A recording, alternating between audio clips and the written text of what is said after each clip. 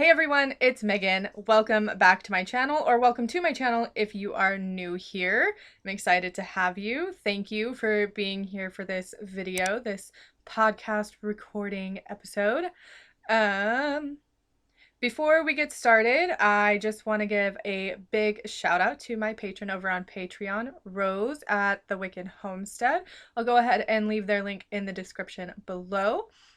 So thank you so very much, Rose, for your continued support. It really means so much to me.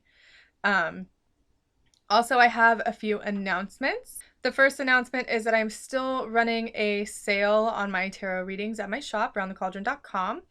I am also still holding a membership drive on Patreon. I'm getting ready, honestly, to revamp my Patreon. So if you're waiting to sign up for Patreon until after I revamp it, make sure you're signed up for my newsletter. So you can do that on my website. All of the links will be in the description and in the show notes below. And then I also have merch available now. That link will be in the description and show notes as well through Redbubble. So one is obviously going to be my logo. The other one is a design that my boyfriend made. So when you get a second, go check those out if you want to, and let's move into the topic for today. So today's topic is one that I actually don't see talked about very much, and that is going to be safety within the craft. And obviously we see things about fire safety and environmental safety and things of that nature, which those are fine, those are really important, but there is an entirely different aspect to safety in the craft that a lot of people don't talk about. So I wanted to talk about those today, and we're going to go in order. First, we're going to talk about the physical safety elements. Then I want to talk about mental safety. And then lastly, I want to talk about spiritual safety. So the first topic, physical safety, I think this is the one that most people talk about, or that most people think about when they think of safety within the craft. They think of physical safety. They think of fire safety. You know, don't light anything on fire if you don't have a way to extinguish it in case of an emergency. Candles, for example. Podcast listeners, I know you can't see it, but I have a candle back here on the desk behind me. So obviously fire safety is extremely important, especially if you do a lot of candle magic or you do a lot of banishing or just burning in general. Fire safety is very important. Have a fire extinguisher in your home or nearby. Have a bowl of water or a cup of water or a water hose if you're outside, or a bucket, something that you can quickly use in a hurry if your fire happens to get out of control. And I don't want you to be that person that just thinks, oh, it's never going to happen to me, because normally those are the people that it happens to. So always be prepared with your extinguishers and your water, and practice common sense when burning something. Okay, so in the video that I did about how to use a sigil, I had a container to put my sigil in once I lit it on fire. So don't be the person that goes to burn a sigil and has nowhere to put it. You don't want to hold on to it, because then you're going to burn yourself. But you also don't want to just toss it somewhere or set it down on top of your altar while you go run and get something to put it into. You're just going to start a fire. So be prepared in all aspects when working with fire. And fire is just one example of physical safety. Something else that I think is really important in terms of physical safety is, for example, herbs. If you don't know what you're doing, you can seriously hurt yourself or someone else, or even end up losing life with the misuse of herbs. There are some herbs out there that shouldn't be used in specific circumstances. Now, I'm going to tell you straight up, I don't have any sort of certification with herbs. I'm not a doctor, I'm not a naturopath, I'm not any of that stuff at all, okay? But I do know that there are herbs that should not be used in certain situations. And most of this for me comes with personal experience. For example, when I was on hormone birth control and I was also being treated for my major depressive disorder, I wanted to try something more natural. I wanted to try an herb, and the most common herb to use for depression is St. John's wort. That's fairly common. However, there is something that's called a contraindication between St. John's wort and any hormonal medication. And I'll leave a link for this information in the description and the show notes so that I'm not just pulling information out of thin air, okay? St. John's wort, the way it works, it can inhibit those hormone medications. So it can actually make them stop working. So when I was on birth control and I was being treated for depression, I was unable to use that particular herb to treat my depression instead of medication because of that contraindication, because I did not want to get pregnant. So that's just one example of how, if you don't know what you're doing with herbs and you don't practice safety and learn what those herbs are, they can have negative consequences. And that's a very mild negative consequence in terms of herbs, because there are some herbs that are abortifacients, like chamomile. There is a warning, I'll leave this link in the description and show notes too, that pregnant people should not consume chamomile because it can induce preterm labor or cause miscarriage. It's very harmful for the person's body as well as the fetus. So again, those links will be in the description and the show notes. This is just a reminder, I'm not a doctor. I'm not, don't take my word for any of this. Read the sources that I provide, okay? So with herbs, there are herbs that can interact with medications. There are herbs that can cause physical damage, and there are herbs that can kill. There are also herbs and plants and flowers that are perfectly safe for human consumption, but are harmful to animals. So practice safety if you're using herbs. Keep your herbs out of reach of children and animals, and make sure that you know what you're doing when it comes to using whatever you're using in your practice, whatever plants, whatever herbs and flowers and spices. Something else that I want to talk about in terms of physical safety is the use of crystals. Now, a lot of people don't think that crystals can be harmful unless you throw them at someone or you drop it on your foot or whatever, but working with crystals can be dangerous, and it has nothing typically to do with the metaphysical properties of those particular crystals. Some crystals, like malachite, for example, they have a bad reputation that you shouldn't wear them on your skin. They shouldn't physically touch your body. But that's not entirely true. The danger from crystals like malachite and those with a high copper composition, I believe that's right. I'll link to my source in the description below. I feel like I'm saying that every 10 seconds. The danger with crystals like malachite that have a high copper content is in working with the dust. So if you have a rough malachite, for example, and you tumble it and you polish it or you carve it and you inhale the fumes and the dust from malachite, that's when malachite becomes dangerous. It becomes toxic to the body. Now, your average witch is not going to be polishing and grinding and cutting up crystals and stones. But it is something to keep in mind if you are working with any form of rough crystal, because if you happen to grind it or you happen to have some of the crystal dust, you need to be careful and wear protective equipment, masks, glasses, things like that. And then there are some crystals that you absolutely do not want to place in water.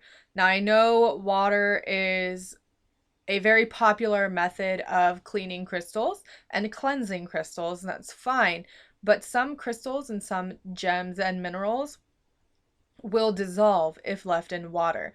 Now, this is going to be anything that has a score of 5 or less on the Mohs hardness score. So, or Mohs hardness scale. So I have that pulled up here on my phone. And so that's going to be things like fluorite, calcite, gypsum, anything like that should not be placed in water because it can dissolve. And also, you don't want to place anything in water that might be porous, because if it's porous and it soaks in that water and it pulls water to the middle or the center of whatever you placed in it, and you have no way of getting that water out, that becomes a breeding ground for bacteria and mold. And that is a perfectly good way to ruin your crystal or gem. And I know something that's been really popular lately over the last several months is drinking crystal infused water. This is something that I want you to be very, very careful about. There are some crystals that it is perfectly safe to put them in water and drink the water. There are some crystals, however, that it is not. And I found an amazing source online that lists several different crystals, their potential for toxicity, and why it is a potential for toxicity and why they gave it that scale. So I'm not going to go through that whole list right now because it is extensive, but I will link to it in the description and in the show notes.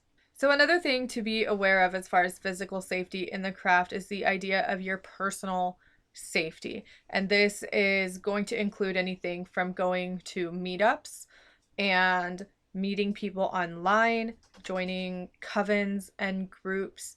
You really need to use your best judgment when you're doing something like that. If you're going to meet someone that you've never met before, like in our age right now, a lot of the way that we meet people is online. And if you're going to meet someone that you've never met before, make sure you do it in a public place.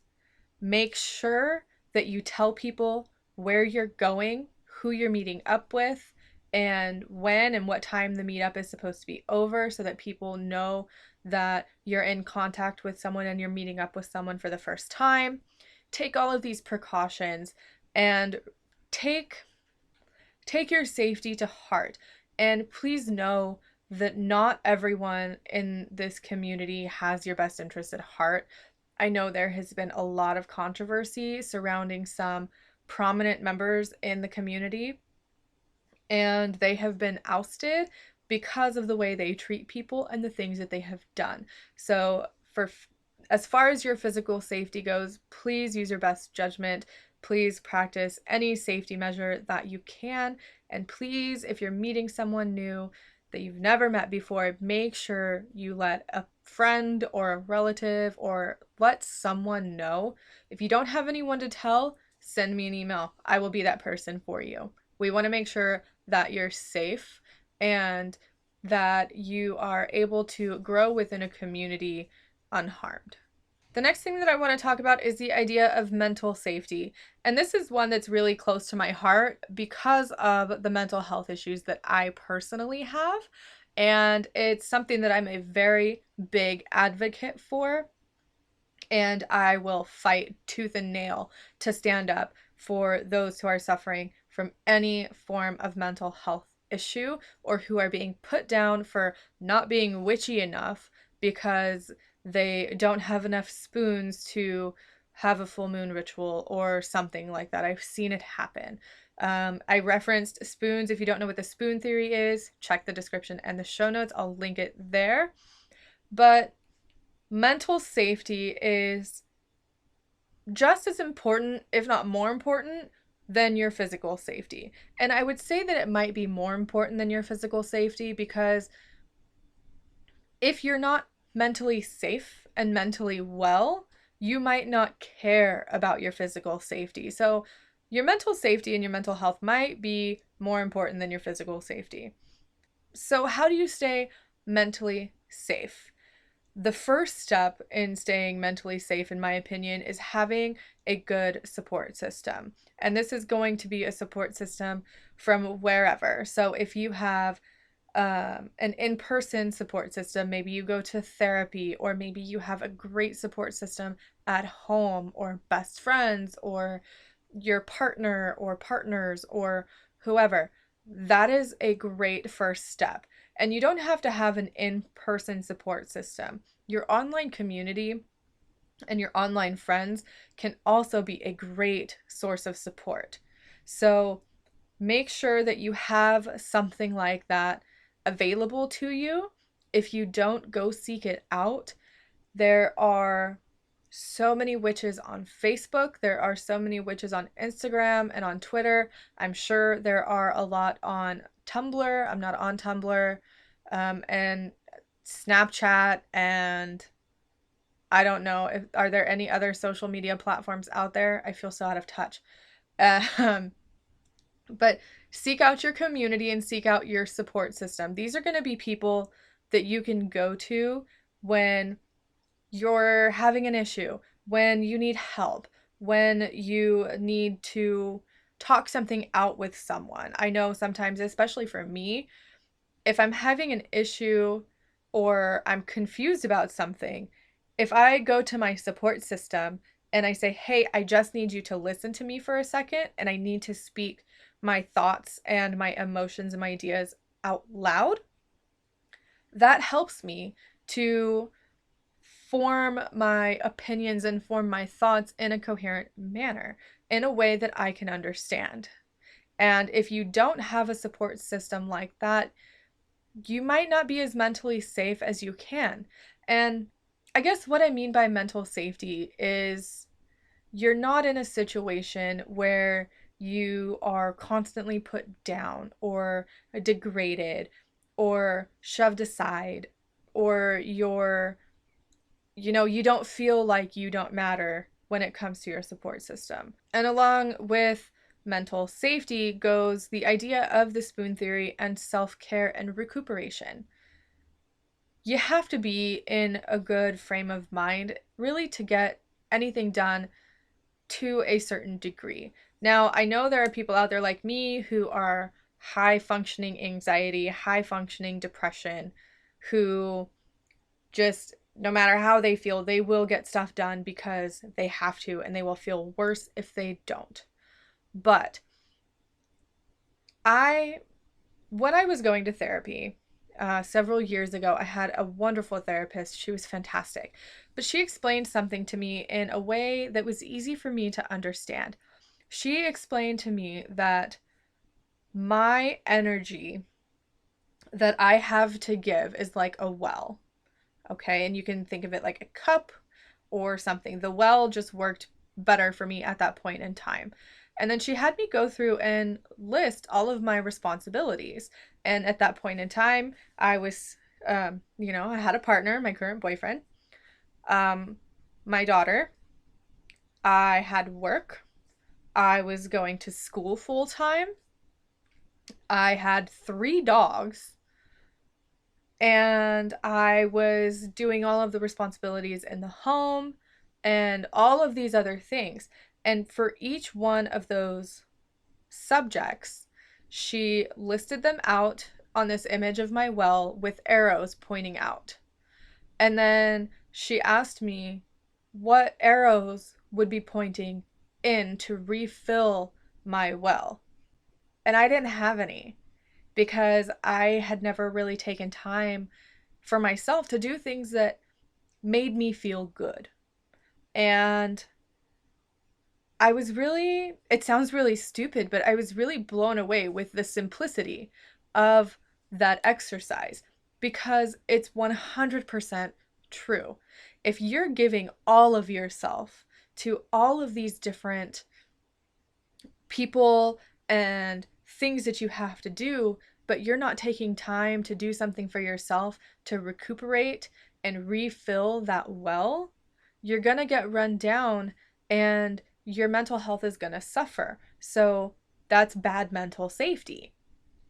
And she explained to me that refilling my well doesn't have to be complicated. It can be as simple as taking a bubble bath, or meditation, or going for a walk, or reading a book, something that I do only for myself. And self-care is a great aspect of mental safety. You need to be mentally safe, especially in your craft when you're working with energies and spirits or deities or other people, you need to be mentally safe, because if you're not mentally safe, you might not have the capacity to think in a manner that is necessary for what you're doing. Along those same lines is shadow work. I know I keep talking about shadow work, and honestly, I'm probably going to keep talking about it for the rest of the year or the rest of my life. Who knows? But shadow work is a component of mental safety, in my opinion. Now, it's not going to be the same for everyone, and that's fine. But for me, in order to understand why I do things, why I feel certain ways, and why some things might make my mental health suffer and some things might make them not, I need to do my shadow work. I need to dig deeper into who I am, who my shadow is, in order to understand more of myself. And I think that's a component of mental safety, because if you just go through life, like I explained in my shadow work episode, and you don't acknowledge your shadow kind of runs the show. And that's not something that we really want to be doing when we're working magic or when we're practicing our spiritual beliefs or our spiritual things that we like to do. So I think shadow work is an essential component of mental safety if you can handle it, if you are mentally well enough to handle shadow work. If you're not familiar with shadow work, go listen to that episode. I will link it, and make sure you listen all the way to the end where I talk about those who should not do shadow work. Okay? So, recapping mental safety, your support system, your mental health, self-care, and shadow work. Those are 4 important things that I think are aspects when it comes to mental safety. The last thing that I want to talk about, and I see this talked about a little bit, but not really to an extent that really drives home the point, I feel, is spiritual safety. And I'm not talking about karma or the Wiccan Rede or the threefold law or something that says if you curse somebody, it's going to come back to you. I'm not talking about that. If that's part of your belief, then yes, this part of spiritual safety applies to you. However, I'm just talking about witchcraft in general and working with gods and goddesses and spirits and different energies and entities. Let me give you an example of something that I think applies to spiritual safety. Zeus is a big example. He's the first one that came to my mind, besides Loki from the Norse pantheon. Zeus from the Greek pantheon, the Greek god Zeus, king of Olympus, comes to my mind when I think about spiritual safety. Because something that Zeus is famous for is disguising himself as something or someone else coming to Earth and seducing mortal women. And I mean, who knows how many children by mortal women Zeus actually has. And this is an example of practicing spiritual safety. If you're going to work with a god, a goddess, a spirit, an entity, something, if it is available to you, you need to know their history, their myths, their stories, the lore, because you might go into it thinking that it's going to be a great relationship, it's going to be symbiotic, you're going to work together, and you're going to accomplish goals for each other, and it's just going to be great, right? But we know that gods and goddesses work on a higher level than us mortals. They might have ulterior motives. They might just like to mess around with us mortals. They might just like to mess around with people. That's their prerogative.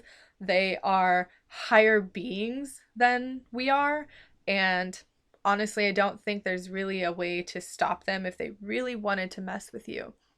But if you go into a relationship with a god, goddess, entity without knowing their history and knowing their story, and without using discernment, you leave yourself open for tricksters and beings just to come and mess with you. They might not have the best intentions. And I see it so much that new witches or Wiccans or pagans are so quick to jump to binding themselves to a deity. They are so quick to saying, I serve this god, I serve this goddess, I am their priest or priestess, or I have made an oath to this god or goddess. They are so quick to jump into that without fully understanding the ramifications of that action, because that can be huge. There are people who have gone through and documented their journey on their dedication to a deity, and once they dedicate themselves to that particular deity, that's it. It's a relationship. It's kind of, I think of it like a contract. And now you don't need to be dedicated to practice witchcraft. You don't need to be dedicated to be Wiccan or pagan. It's a very personal decision. But there are people that have documented their journey in dedication to a particular deity who, as soon as they dedicated, their life turned upside down. And if they went into their dedication knowing that this particular deity was going to turn their life upside down and was going to sort of mold the dedicant to whatever the deity needed, then that's fine. But if you go into a relationship with a god or a goddess and you have no idea what you're doing or who you're dedicating yourself to, it can end up bad, and it can end up really turning your life into a mess. And you might not know why. You might not put two and two together until bad stuff happens. So, to practice spiritual safety, you need to know what you're doing. And I guess this goes back to when I talked about herbs. You need to know what you're doing. Practicing spiritual safety if you're going to work with outside entities and higher beings. And this includes gods, goddesses, spirits, energies, elementals, the good neighbors, any being on a higher plane of existence than us. You need to read, you need to do your research, you need to build a relationship with that entity before you even think about dedicating to them, before you even think about working with them on a closer level. Because they have the ability to flip your life upside down. They have the ability to create, they have the ability to destroy. And once you dedicate yourself to them, they have the ability to mold you and shape you into what they need. Now, when you dedicate yourself to a deity, that's essentially what you're agreeing to. You are agreeing to be dedicated to a particular god or goddess for them to essentially take over your life and shape it the way they see fit to make you a better person or for their own purpose, in return for them helping you along and granting you their wisdom or their guidance or their abilities or their blessings. So be spiritually safe. Use common sense. Use your critical thinking skills. Take advantage of the resources at your disposal on any subject, on any person, on anything. Take advantage of your resources and be safe in knowing what you're doing, knowing what you're getting into. And if you feel uneasy at all, maybe you should hold off on what it is that you're doing. hold off until you're ready. Hold off until you're more comfortable. There's nothing wrong with that. You want to be safe so that nothing bad happens. You want to be safe so you don't catch your house on fire, or so you don't have a mental breakdown, or so you don't accidentally dedicate yourself to a trickster spirit. So hopefully you got something out of this episode. It is something that I don't see talked about a lot, so I really felt like I needed to address the subject. And for those watching on YouTube, let me know in the comments below if you have anything else to add to this. I'm sure any other listeners and watchers would be interested in hearing another perspective or more tips and tricks. Podcast listeners, you can go to the show notes page for this episode and you can leave comments there. And if you have any questions, please reach out to me and I will do my best to answer your questions as quickly and as accurately as I can. And until next time, everyone, slán go fóill. Bye for now.